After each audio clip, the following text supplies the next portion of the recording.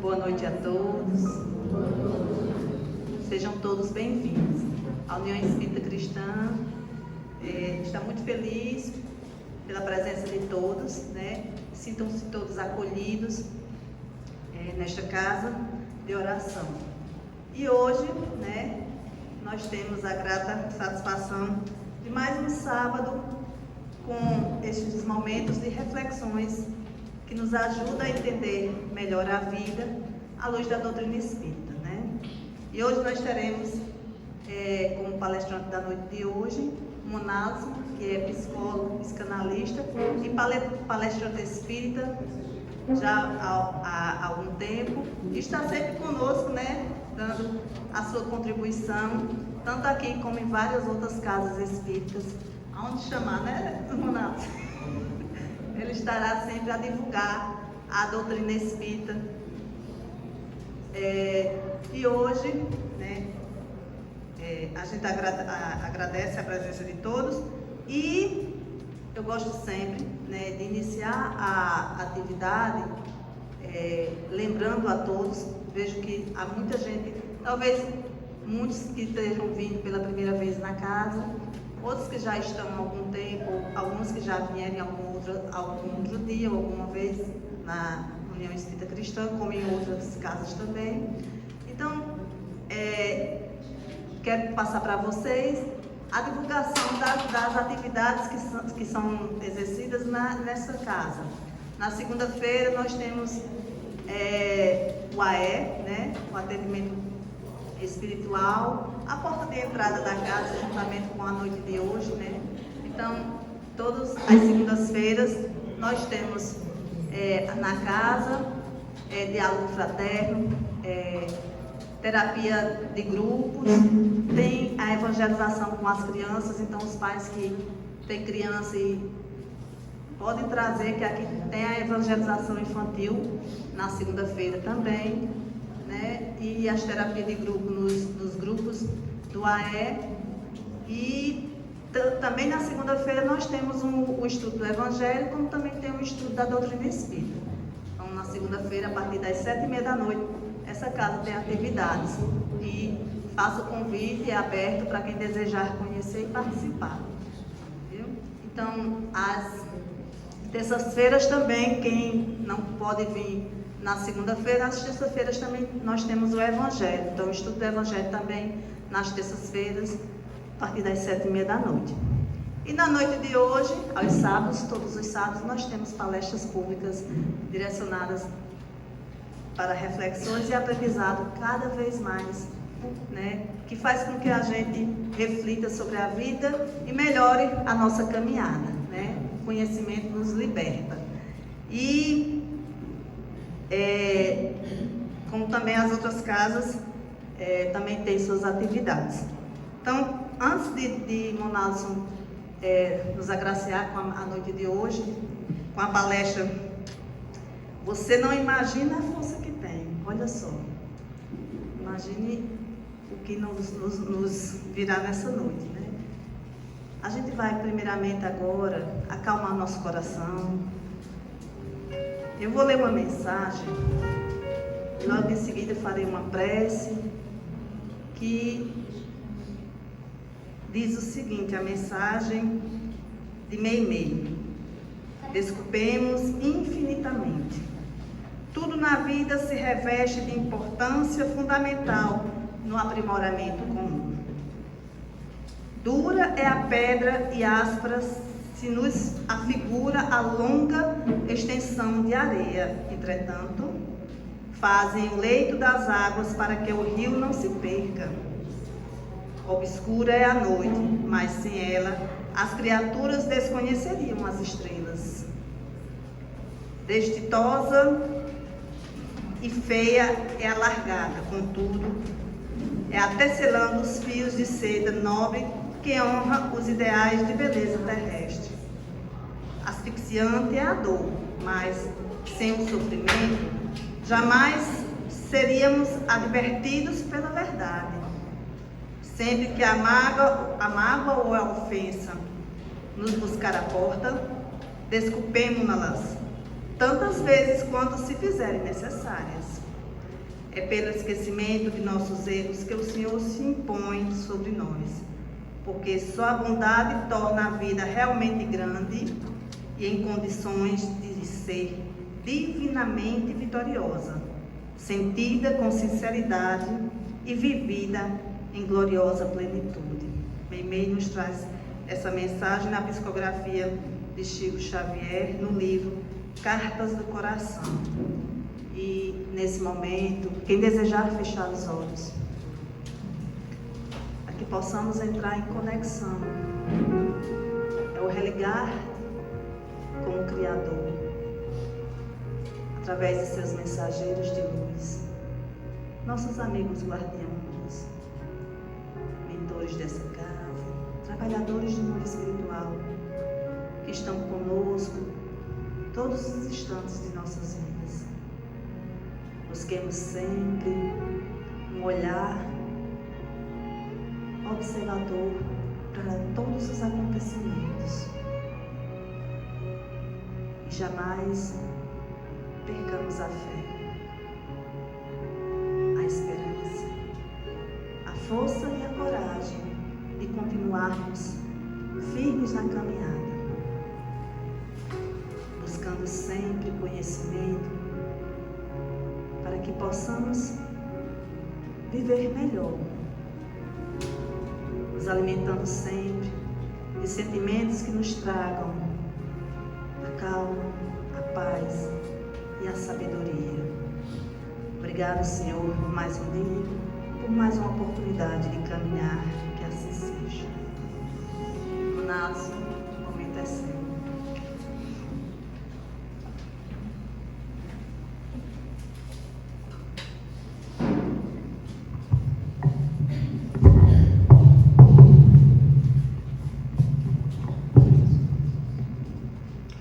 Minhas irmãs, meus irmãos, boa noite a todos. Nossos cordiais votos de paz e de gratidão. Gratidão a Deus pela oportunidade da vida, gratidão a vocês pela paciência e pela atenção. Na noite de hoje falaremos de um tema que é uma campanha internacional, a priori, e dentro desse tema falaremos do título da palestra. Você não sabe, você não imagina a força que tem. Setembro Amarelo. Uma campanha que iniciou-se nos Estados Unidos por volta de 1996, quando o jovem M, que estava pintando o seu Mustang 1962 de cor amarela, ao término, seus familiares e amigos encontraram ele sem vida na própria garagem. A autópsia revelou que teria sido autoextermínio, suicídio. Daquele dia em diante, eles tentaram entender o que aconteceu com M. Por quê? O que levou? Quais fatos e causas ocorreram na vida de M que fez com que ele tomasse o ato que, segundo as religiões cristãs, a maior afronta contra o Criador. E não chegaram a uma conclusão. Perceberam apenas que M sofria de uma anedonia constante. Anedonia é um termo técnico para vácuo existencial, para vazio existencial, falta de prazer na vida. E logo aqueles amigos, em memória, começaram a fazer campanhas naquele mês de setembro nos Estados Unidos. E no ano de 2003, a Organização Mundial de Saúde implantou na Europa o Setembro Amarelo. Em 2010, a Sociedade Brasileira de Psiquiatria, junta ao CFP, Conselho Federal de Psicologia, resolveram fazer com que essa campanha adentrasse também o Brasil. Que foi um sucesso a campanha, porque o fato é que, segundo a própria OMS, a cada 40 minutos, uma pessoa comete suicídio no Brasil. A cada 30 segundos, uma pessoa tenta cometer suicídio no mundo. É uma grande pandemia Enfrentamos uma pandemia de angústia respiratória, Covid, em 2020 e 2021, mas desde o início da nossa humanidade, enfrentamos uma pandemia de angústia psicológica, depressão, solidão, culpa, medo, desgosto, falta de sentido na vida. Quantos problemas causam suicídio? De acordo com a OPAS, a Organização Pan-Americana de Saúde, o Brasil, no ranking global, é o 36º país. Tem dados alarmantes? Tem, mas não chega perto a Coreia do Sul, que é o primeiro, porque lá a pressão social em ter um filho melhor do que o outro, em ter alguém de destaque social, causa uma grande pressão psicológica nos habitantes jovens de lá, e dos 15 aos 29, grande parte buscam pelo autoextermínio, o suicídio. Diante disso, quando analisamos o que tem por trás do suicídio, vamos encontrar um sociólogo chamado Durkheim, que com certeza muitos aqui conheceram alguns ensinamentos dele. Ele categoriza 3 tipos de autoextermínio. O egóico, quando você está, por exemplo, apaixonado por alguém e de repente sofre uma grande decepção e opta pela fuga do alívio daquela dor e do sofrimento pela porta falsa do suicídio. O anômico, quando crises sociais, como ocorreu a grande crise de 30, como ocorreu a Primeira Guerra Mundial, a Segunda Guerra Mundial, aqui, o início da década de 90, quando muitas pessoas tiveram os seus bens financeiros confiscados por políticas públicas, foi o ano que teve o maior índice de suicídio. Então, o suicídio anômico é aquele quando ocorre uma crise social e grande parte busca desistir de viver, desistir de enfrentar essas dificuldades. Claro que existe uma grande dor frente a isso. Existe também, segundo Durkheim, o suicídio heróico ou altruístico, que seria, por um exemplo, quando alguém põe a própria vida em risco para salvar outra pessoa, ou quando alguém tenta honrar um bem de valor ou uma nação através de um ato heróico, colocando a própria vida em risco. Por um exemplo, os kamikazes na Segunda Guerra Mundial. Tem um livro que foi proibido ser publicado nos Estados Unidos e também em vários países do mundo. O nome do livro é O que Falaram aos Kamikazes, para que eles jogassem as suas aeronaves em porta-aviões americanos. E você diz, mas teve um grande fato, Hiroshima e Nagasaki explodiram através de Shiva, como descreve Oppenheimer, a bomba que tem muitos braços destruidores. Mas não. Convenceram eles coletivamente, como samurais. Porque os samurais no Japão, eles preferiam tirar a própria vida do que ter a vida ceifada por outra pessoa. Então, culturalmente, lá no Japão, até o ano de 2006, o autoextermínio era considerado honra. E o Japão, por mais de 50 anos, liderou os rankings de suicídio.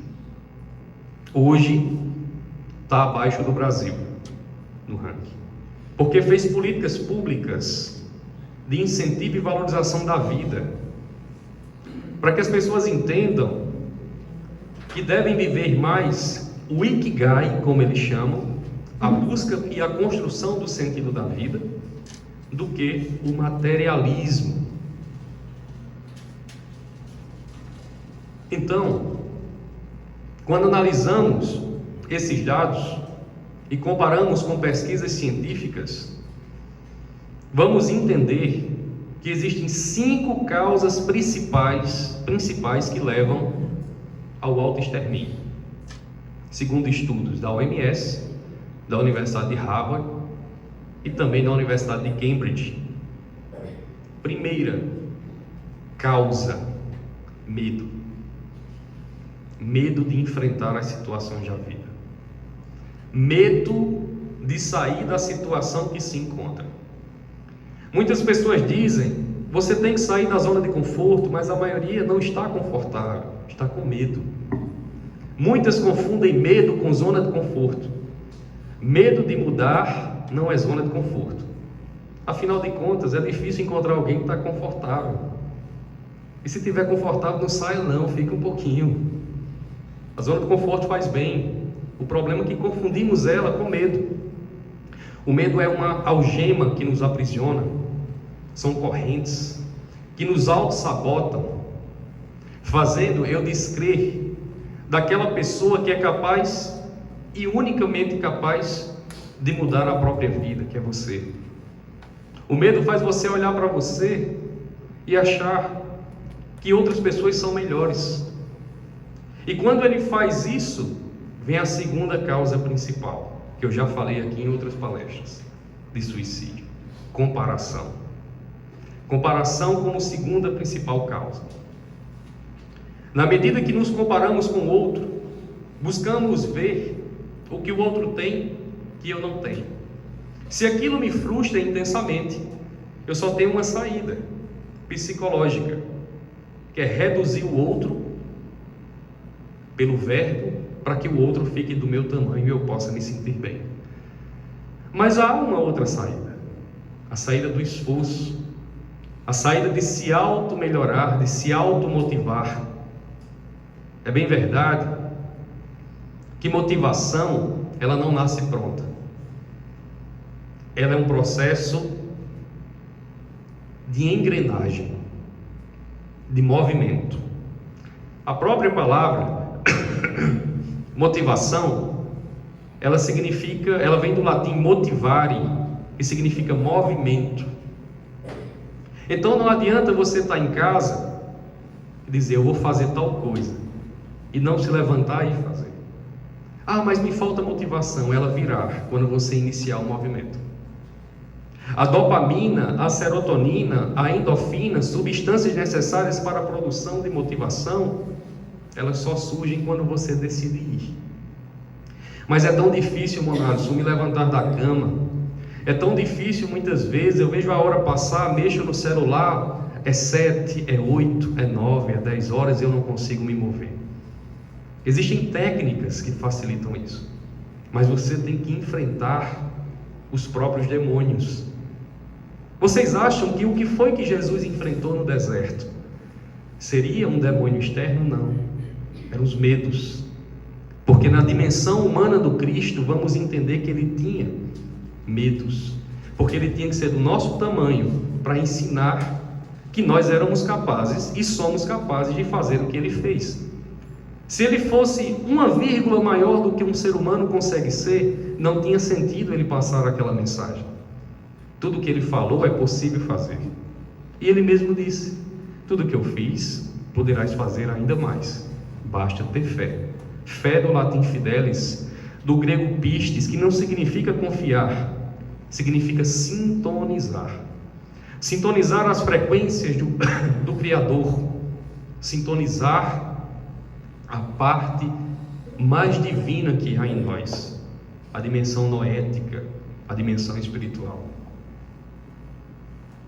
Até o fim da palestra eu vou falar maneiras de sintonizar com o verdadeiro Espírito, que hoje se chama Josivan, que hoje se chama Fátima, que hoje se chama Suelen. Falar com o verdadeiro Espírito que está aqui encarnado. Como já falei também em outras palestras, Segundo André Luiz, na obra Conduta Espírita, cada espírito que está na Terra tem pelo menos 150 milhões de anos. Não somos tão crianças assim. E resumimos todos os problemas que temos à matéria, ao momento. Se tem uma mensagem que eu quero passar para vocês hoje e levem para casa, é que fase não é fim. Fase não é fim. Fases são disciplinas necessárias para que você possa aprender a ser quem é, e não o que os outros esperam que você seja, e não o que os outros disseram que você é. Fases são necessárias para que você acorde, desperte, saia da mente de sono, como descreveu Platão na obra República, na alegoria da caverna. Desperte dentro de um autoconhecimento, como trouxe Siddhartha Gautama, o Buda, Lao Tse, Confúcio, Sócrates, antes Pitágoras, Marco Aurélio, Sêneca, como trouxe Jesus, a autodescoberta, e como apresenta hoje a psicologia, como ferramenta mais eficaz de autotranscendência, que é o autoconhecimento. Então, o medo, a comparação, as duas primeiras causas. E a terceira, comunicação. A forma como você se comunica com o outro e a forma como você se comunica consigo mesmo causa grandes abalos emocionais, enormes. E é muito mais como você se comunica consigo mesmo que faz com que você se frustre, se angustie. É preciso saber conversar com aquele que mais te ouve, que é você. Ninguém te escuta mais do que si mesmo. E aí eu faço uma pergunta paradoxal: seria a voz da minha cabeça minha própria voz? Ou seria a minha voz uma dimensão maior que fala dentro da minha cabeça? Ou seria um obsessor, um espírito? Ou seria um mentor? Só o autoconhecimento pode fazer você saber se essa voz que fala com você é sua, ou se ela é de alguém que se passa por você dentro de você, que existe. Por um exemplo, se eu pedir para vocês nesse momento lembrar da voz de Galvão Bueno narrando um gol do Brasil, muitos aqui conseguirão lembrar da voz. Como é incrível a nossa capacidade minêmica, o nosso hipocampo, as nossas células da memória. Elas gravam até a frequência da voz e faz com que minha mente replique fidedignamente aquela voz de outra pessoa. Mas sempre que eu pergunto aos meus pacientes na clínica para lembrar da voz de familiares que faleceram, que desencarnaram há um bom tempo, eles têm dificuldade de lembrar. Não conseguem lembrar com nitidez. E quando lembra, são poucas frases, mais o nome sendo chamado. Por que isso? Porque estamos tão mergulhados, de fato, no hábitos, como descreveu o filósofo francês Bourdieu e sociólogo, como descreveu Cassirer e Bachelard na formação do imaginário. O que é isso, monados? O imaginário nada mais é do que as ferramentas, os símbolos que são jogados na psicosfera da população de determinada região, para que elas não ousem pensar. Roma usou isso de forma fantástica, através de duas ferramentas, uma chamada pão, outra chamada circo.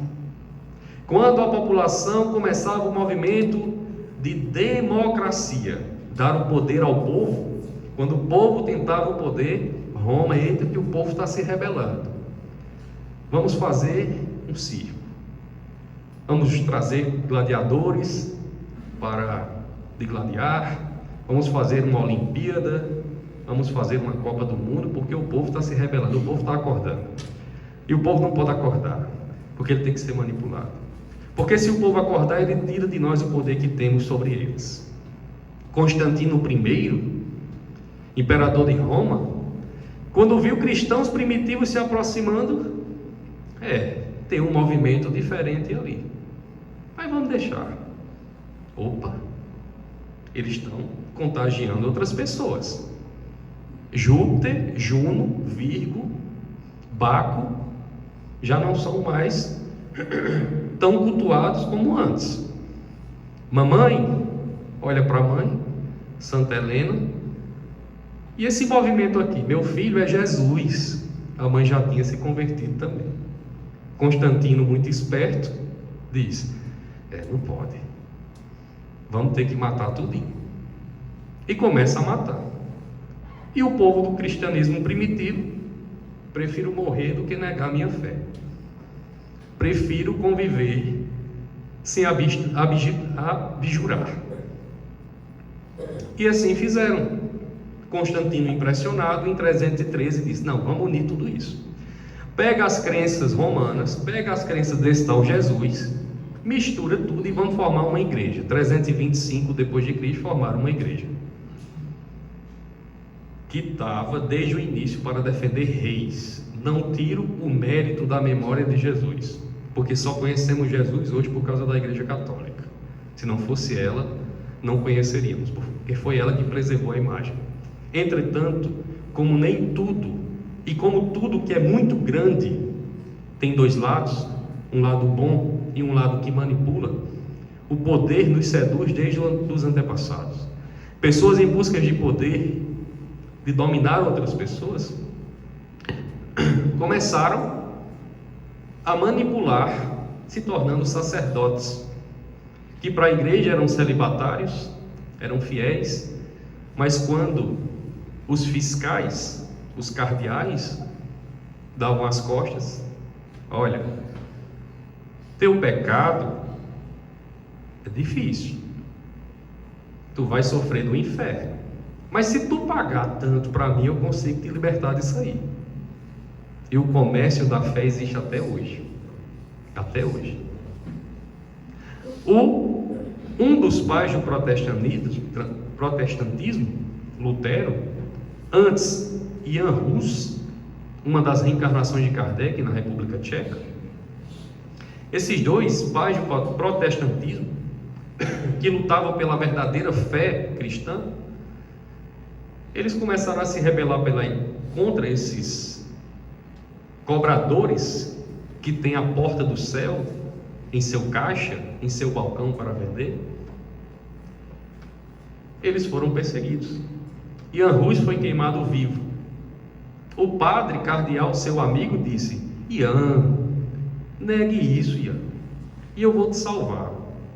Jan Hus disse: eu prefiro morrer pela verdade do que viver uma mentira. Foi queimado vivo. Seria isso suicídio? Porque o suicídio, ele tem que ser interpretado filosoficamente. Tem coisas que não são suicídio e tem coisas que são. Por isso, André Luiz, ele insere um quarto tipo de suicídio, o suicídio indireto,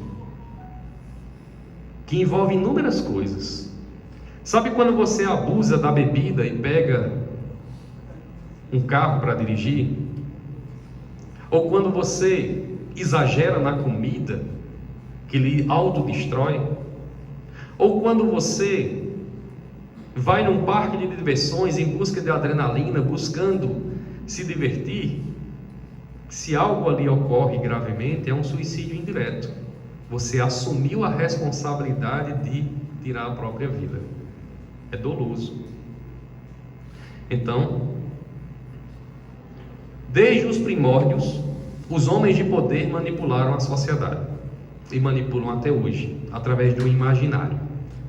Esse imaginário projeta no hábitos. O que é o hábitos? O hábitos é o padrão de comportamento social que existe em uma civilização. Diante disso, analisemos. Dentro de você nesse momento, o problema que você mais se preocupa é de fato um problema ou as condições sociais fez você crer que é um problema? Porque tem muita gente se preocupando com futilidade, achando que é um problema. E não é. E não é. Por um exemplo, o que é que as pessoas mais se preocupam hoje em dia? Dinheiro, status social e medo de ser enganado. São as três coisas que o povo mais se preocupa. Medo de ser enganado até vai porque faz parte da adaptação. Status social nem tanto. É carência afetiva, necessidade de autoafirmação frente a ser compensado. Não recebi afeto suficiente pelo meu pai nem minha mãe. Eu preciso que o outro me aprove. Eu preciso que o outro me dê o carinho que eu não recebi lá na infância. Mas você não pensa isso conscientemente, porque é inconsciente. É inconsciente. Três crenças movimentam o hábitos, o padrão de comportamento psicológico da população brasileira: desamor, desvalor e desamparo. Desamor. Se eu não casar com fulano, eu tenho que ficar com ele, mesmo que ele me bata todo dia, mesmo que ele me humilhe, mas eu não vou conseguir outra pessoa. Desamor surge quando especificamente a mulher teve um pai ausente em casa ou que era muito agressivo. Ela acaba projetando a normalidade do lar na vida futura. Mas há também o comportamento de repulsa, o comportamento contrário, passa a odiar todos os homens pelo comportamento que viu em casa. Generalização não representa realidade. Toda regra tem sua exceção. Desvalor. Eu preciso ser valorizado. Se eu não for valorizado, eu não sou ninguém. Eu preciso que as pessoas me valorizem, me admirem.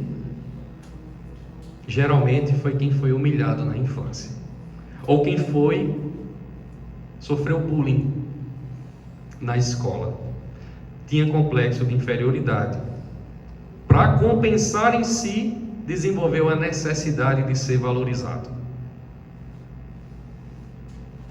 Especificamente quando não tem duas figuras para proteger, pai e mãe. Desamparo, quando foi abandonado, ou quando sofreu o luto muito cedo da perda de um pai ou de uma mãe. O medo a absorve de enfrentar o mundo. A procrastinação, a autossabotagem. Visite intensamente.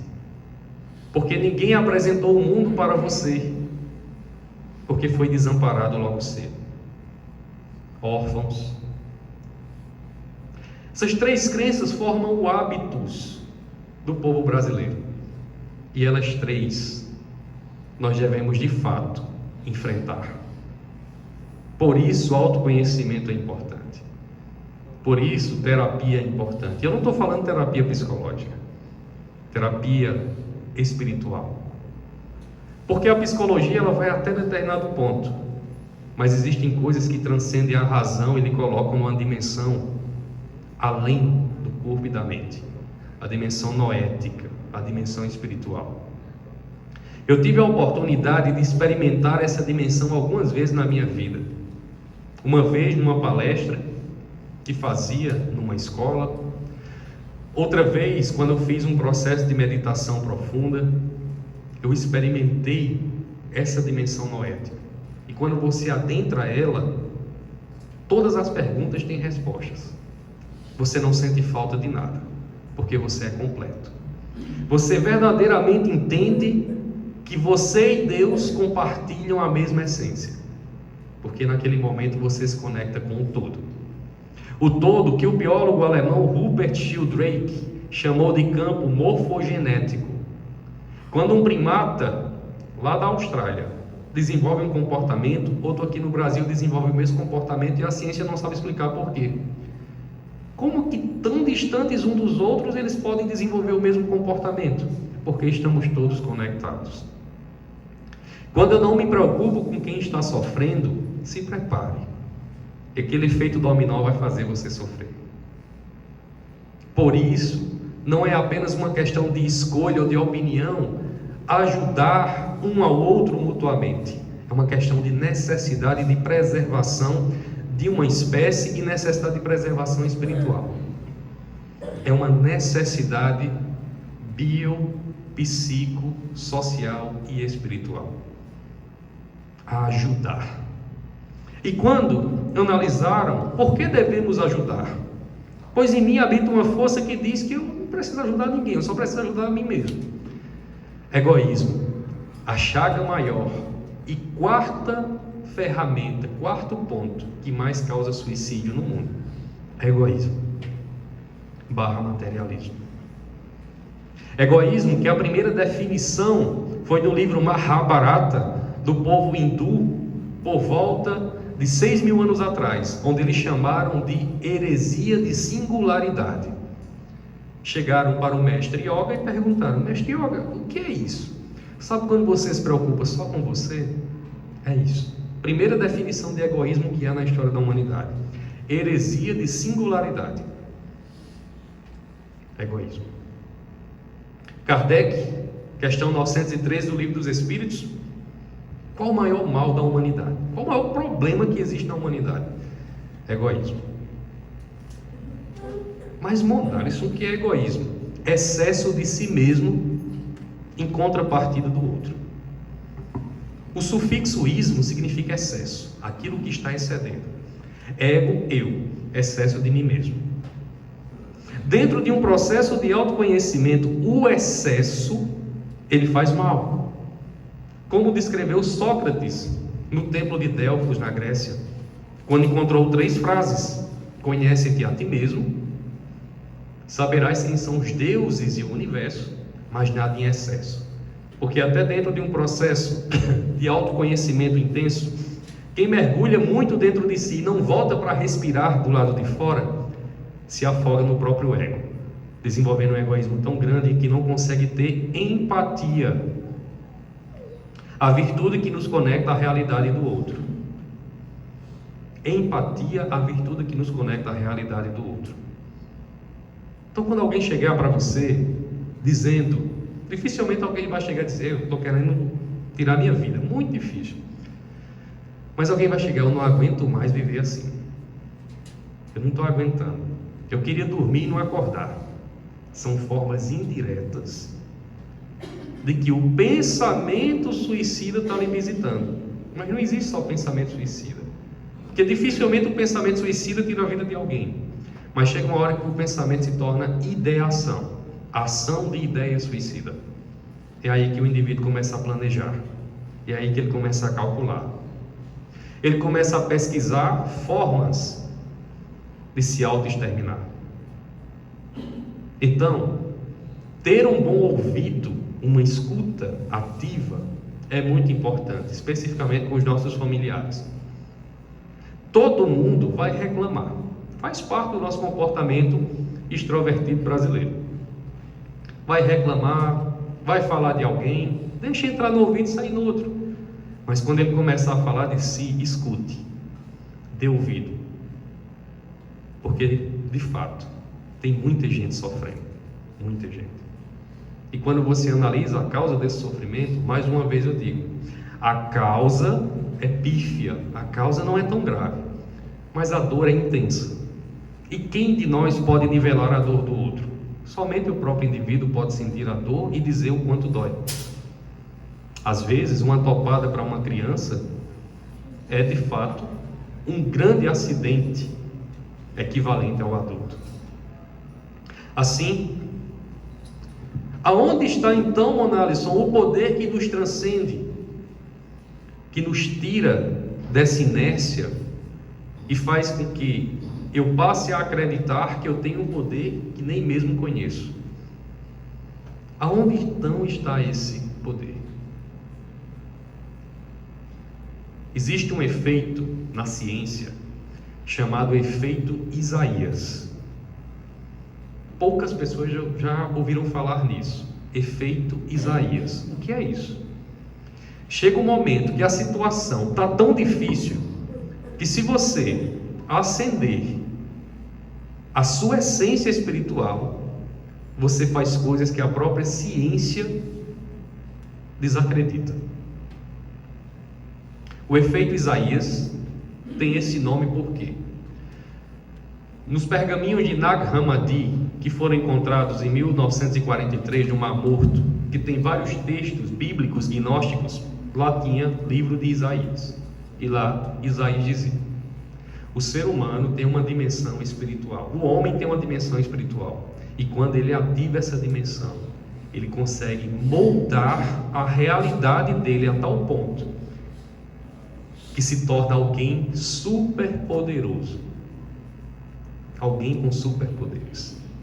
Vocês acham mesmo que nós criamos as coisas do zero, do nada? Nós não criamos nada do zero, nós copiamos. Marvel, DC, super-heróis, são todos os potenciais inerentes ao inconsciente humano que nós ainda não desbloqueamos. A cabala judaica e egípcia afirma isso. Daniel Douglas Home, esse espírita, depois de uma estudadazinha no que ele fazia, simplesmente volitava da Inglaterra de um prédio para outro, e todo mundo vendo e abismado. Vários jornais relataram isso. Chico Xavier, sabe como é que ele lia cartas? A cartinha chegava, 10 mil por dia, ele não abria não, ele tocava e sabia o conteúdo. Psicometria, a habilidade de interpretar energias ambientais e decodificar em razão. Nós temos capacidades que desconhecemos. Quando você se auto-encontrar e saber quem de fato você é, você vai começar a gostar de si. E quando começar a gostar de si, você vai crescer. E quando crescer, muitas pessoas que analisarem o seu crescimento, elas vão lhe contrariar, elas vão reclamar, porque elas queriam estar da mesma forma que você, mas cada um tem o seu processo, cada um tem sua labuta, tem o seu lapidar.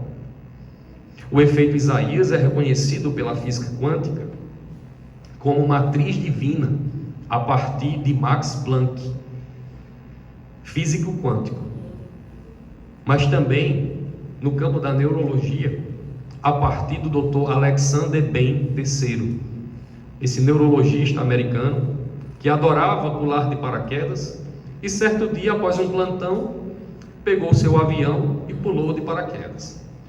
Abriu o primeiro paraquedas, não abriu. Abriu o segundo, não abriu. Estava indo em direção ao outro paraquedista, numa velocidade de pouco mais de 250 km por hora. Naquele momento, ele disse: eu vou morrer e vou matar ele sem querer.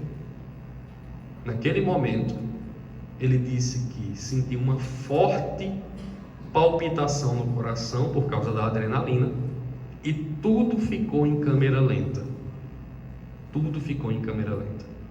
Ele começou a ver os movimentos dele e da outra pessoa que ele ia atingir em câmera lenta. Conseguiu mover o corpo e desviar. Conseguiu reduzir a velocidade de 250 km por hora para 81 km, com movimentos corporais. É um neurologista. Caiu, ficou em coma 8 meses. Teve um EQM, experiência de quase morte.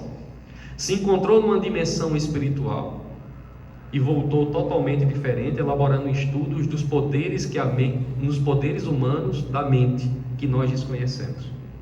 E detalhe: segundo os médicos, ele eliminava tanta sudorese, tanto suor do corpo, que o Alexander Bain III, que tinha 1,90 m e pesava cerca de 133 quilos, no momento que foi internado, estava pesando 88 quilos. Teve uma perda gigantesca de ATP, de gordura.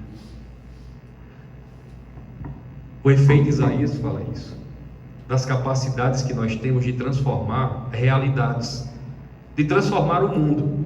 Mas não pense que você transforma o mundo mudando o mundo, não. É mudando você. É de dentro para fora, não é de fora para dentro, não. Embora somos influenciados de fora para dentro. E isso é um grande problema do ser. Do ser. Um dos principais divulgadores do Espiritismo, o braço direito de Kardec, pouco falado ainda, ele, que quando Kardec perguntou nas revistas espíritas, e se eu falhar na minha missão? O espírito, sem nenhuma cerimônia, disse: não, já tem um substituto pronto. Quem é? Muito lhe acompanha e lhe ajuda nos trabalhos. Subentenderam que era Leon Denis. Leon Denis, filósofo francês, que muito ajudou Kardec e escreveu essa obra fantástica que vende aqui na livraria: O Problema do Ser, do Destino e da Dor. Se eu disser a vocês que o que Leon Denis escreveu aqui em 1888 é a mesma coisa que a psicologia comprovou cientificamente depois de 1970. O problema do ser, segundo Leon Denis, é que o ser, ele não conhece a si. Você não sabe quem você é. Quando descobrir, vai ver que não tem problema nenhum, porque vai aceitar quem é e passará a ser protagonista da própria vida. O protagonista e não coadjuvante, influenciado pelo hábitos, pelo meio. Mas para isso ele diz que para superar o ser e vencer os problemas do ser, é necessário enfrentar os medos. Enfrentar os medos. No problema do destino, ele diz que é preciso criar propósitos de vida, para que você tenha um sentido da vida, ter um propósito, porque senão o destino vai existir. O destino existe quando você não decide criá-lo. Ele existe para você de uma forma automática, coercitiva. Assim, Leon Denis traz no problema do destino que o ser humano tem que criar propósitos aqui, criar propósitos de vida dentro de suas limitações. Um propósito pessoal, um propósito profissional e um propósito espiritual. Propósito pessoal, ele tem que saber com quem se relaciona, com que tipo de amizade ele está envolvido, em que ambientes eles frequentam, e tem que fazer uma higienização da onde você se insere, para não ser intoxicado com problemas que vão de certa forma lhe destruir, pouco a pouco. No problema do destino, ele também fala do propósito profissional. Escolha uma profissão apenas não pelo dinheiro, mas uma profissão acima de tudo pelo propósito. Como disse Confúcio, faça o que ama e não precise trabalhar nunca mais. A palavra trabalho, do latim tripalho, instrumento de tortura, mas no grego pragma, amor pelo trabalho, amor pelo propósito. Então, propósito do trabalho: fazer algo que dê sentido a você. Esses dias eu atendi um paciente que ele é bicheiro, né? Trabalha com o jogo do bicho. Estava triste porque estava saindo muitos prêmios. Eu digo: rapaz, ele me perguntou: o que é que você acha? Eu digo: rapaz, não faça essa pergunta não. Porque enquanto você fala, tudo bem, mas quando você diz o que é que você acha, rapaz, é muito difícil ser feliz na vida dependendo da tristeza dos outros. Porque sua alegria é a tristeza do seu cliente, e a alegria do seu cliente é a sua tristeza. Então se prepare para mudar de ambiente, porque pouco a pouco, né? E eu vou fazer o quê? Trabalho com algo que dê alegria para você. Pensou e disse: eu gosto de dar alegria às pessoas. E aí, o que é que pensou? Vou montar um parque de diversões. Eu disse: muito bem, muito bem. Viver da alegria dos outros motiva, movimenta. Olha, segundo a Universidade de Harvard, a maior emoção que sentimos é quando emocionamos alguém que amamos positivamente. Positivamente. Emocionar as pessoas é o que promove mais emoções. Para vocês terem uma ideia dessa dimensão, Cristiano Ronaldo, em 2021, ele foi jogar contra a Sérvia nas eliminatórias da Copa do Mundo. E ele fez um gol, que a bola entrou dentro do gol, mas o juiz anulou. Naquela época não tinha o VAR, o juiz virtual, o arbitragem virtual. O juiz anulou o gol. Ele saiu revoltado, xingou o juiz, indignado com aquele mal que tinha lhe ocorrido. O juiz deu o cartão amarelo, ele continuou, expulsou ele tirou a faixa de capitão, a abraçadeira, jogou no chão e saiu indignado.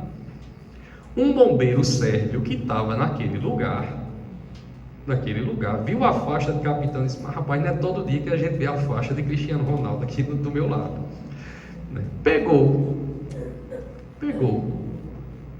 guardou.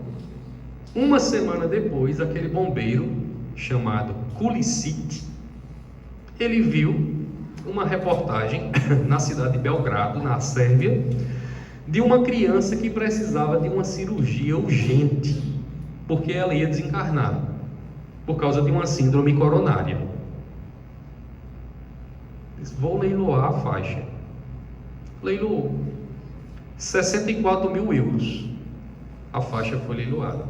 Ele pegou toda a quantia, doou à criança. A criança fez a cirurgia. Cristiano Ronaldo soube da notícia, fez questão de visitar a criança e até hoje, segundo familiares, ele mantém o tratamento da criança. E perguntaram a ele qual foi o gol mais bonito que ele fez. Foi o de bicicleta contra a Juventus, quando jogava no Real Madrid? Não. Os gols mais bonitos que eu fiz na minha vida foram os 2 hospitais de câncer que eu construí na Ilha da Madeira e quando eu ajudei a criança sérvia diante a minha raiva. E foi quando eu percebi que o mal que me atinge nem sempre é mal, porque na construção de um bem maior, às vezes a dor vai vir. E esse é o problema da dor que André Luiz diz. Não compreendemos o papel que ela tem em nossas vidas. Não sabemos como ela é fundamental para a organização daquilo que chamamos de desestabilização psicoemocional. Muitas vezes a dor que você enfrenta faz parte de um processo de bem maior. De bem maior. Para que gere uma grande sustentação coletiva. O Wendel Lira, um jogador brasileiro, que em 1989, quando nasceu, começou a treinar nas categorias de base do Grêmio, cresceu nessas categorias de base, ele jogou na seleção brasileira sub-20, se destacou, foi contratado por um time de Goiânia, o Goiás. Na primeira semana sofre uma contusão. Continua jogando, sofre uma lesão. Passou 2 anos parado sem poder jogar bola. Rompeu o contrato com o Goiás. Ele que chegou a ganhar 120 mil por mês jogando no Goiás. Certo dia o irmão dele chegou em casa e disse: Wendel, tome aqui esses 50 reais que eu sei que você está passando dificuldade. Ele chorou, desesperado. O que é que aconteceu comigo? Por que é que eu estou passando por isso? Minha vida inteira treinando, jogando, me esforçando, e para agora que eu consigo, eu passar por uma lesão tão grave como essa. Se recuperou, mas entrou em depressão. Uma vez foi a lesão no joelho e na coxa, agora uma lesão na alma. Porque segundo Bezerra de Menezes, no livro Nas Fronteiras da Loucura, a depressão é uma ruptura na alma. E aí, ele recebe um telefonema: Wendel, O Goianese está fazendo um teste num campo de barro, em Goianésias, aqui. Vá lá fazer o teste que eu já reservei sua vaga. Ele disse: meu Deus, eu joguei nos melhores campos do Brasil para jogar no campo de barro. Orgulho, vaidade. Naquele dia, ele chegou para a esposa dele e disse: olha, eu recebi R$150 de um amigo meu, que me convidou para ir jogar nesse campo